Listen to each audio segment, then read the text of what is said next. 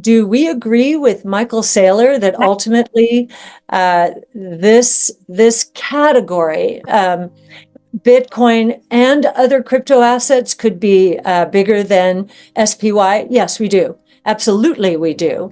And Bitcoin alone is going to be the biggest part of the entire crypto asset ecosystem. Our expectation out in 2030 that it will be a $20 trillion. It will be worth $20 trillion. Now, how much will ETFs get of that $20 trillion? I don't know, but that already right there is, if you think about it, it runs circles around SPY, number one, and I believe all of public equities globally, no matter what wrapper they're in, are valued right now at roughly $120 trillion.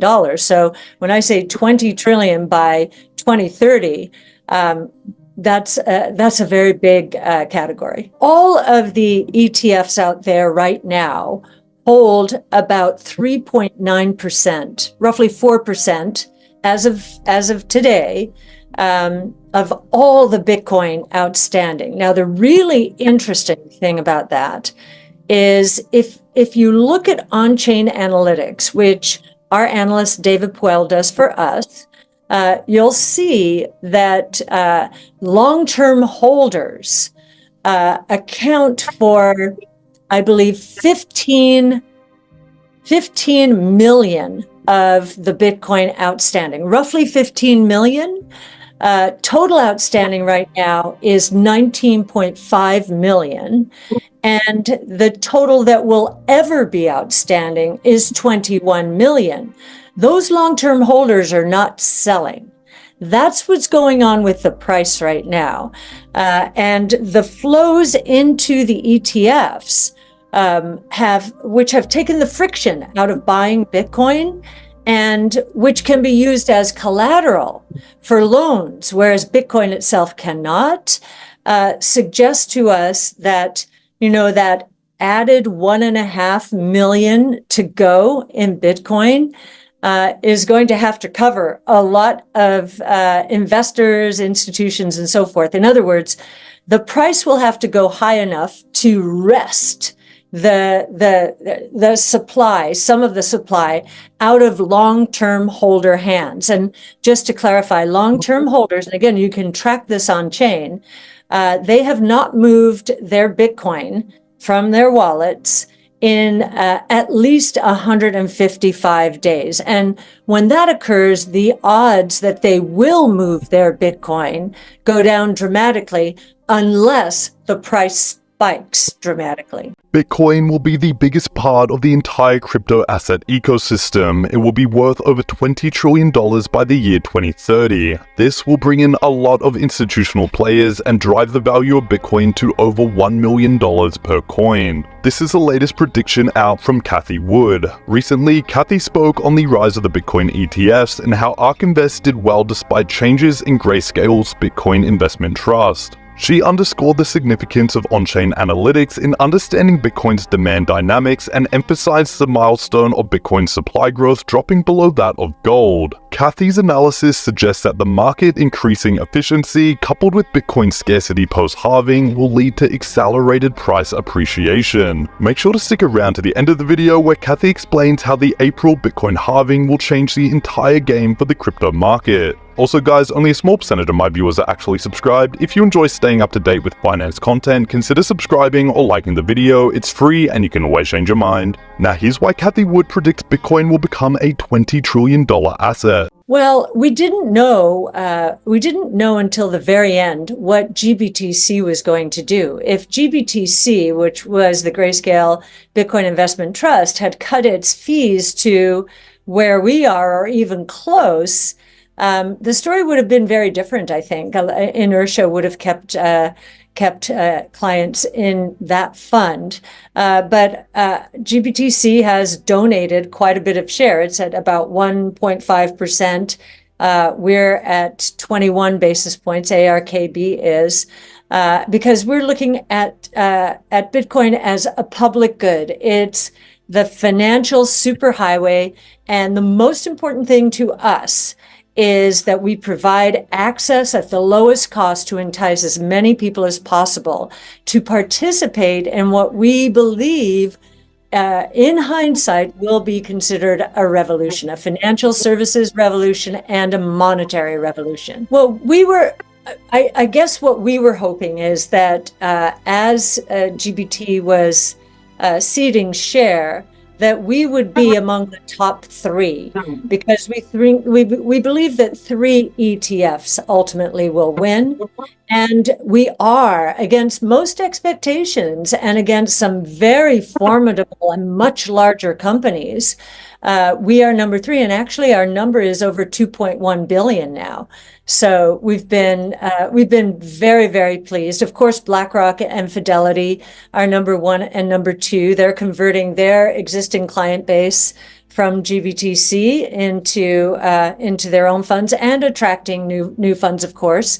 But we have a disproportionate amount of new funds coming in onto our platform. Well, of course, we don't know all of that, but we knew how much we were going to convert from GBTC. So, and we know that it is a very small percentage of what we now have.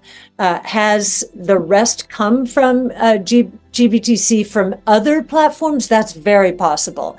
But in terms of what we were converting internally from GBTC to ARKB, it was roughly 100 million out of the 2.1 billion. The halving, so we'll go from roughly 1.9% growth in Bitcoin supply per year down to 0.9%. So we will drop below 1% for the first time. And if you look at the long-term history of gold, very long-term, what you'll find is the average supply growth has been roughly 1%. So now Bitcoin supply growth is dropping below the supply growth of gold. That is a milestone, I would say. And the other difference here is when the gold price spikes, there's usually a mining response and the supply spikes with it. That cannot happen with Bitcoin. So it's quite a different dynamic. So the halving is that milestone.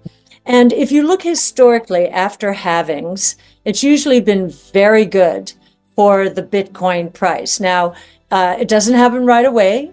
I don't know why it doesn't happen right away, but it doesn't.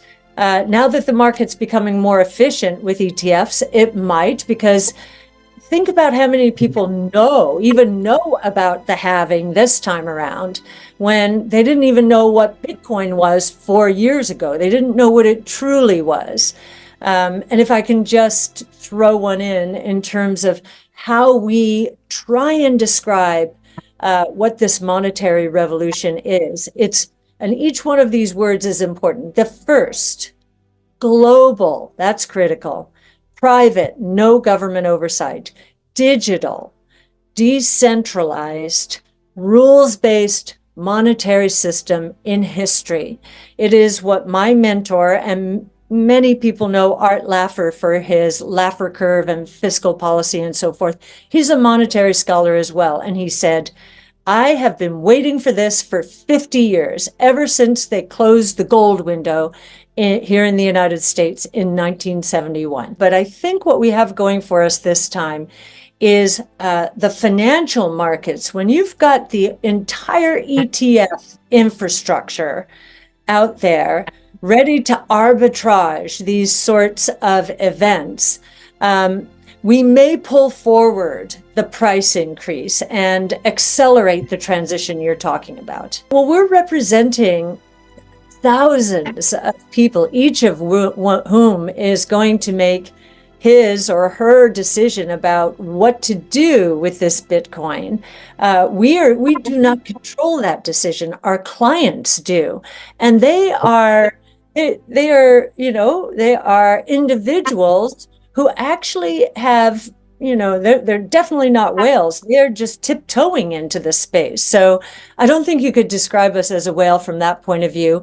I do think that the concern about centralization with ETFs is on the market's mind. I think as more and more people understand that, wait a minute, there are thousands and thousands and thousands of people making decisions here. Number one, we're not making the decision. It is our clients who are leading us there.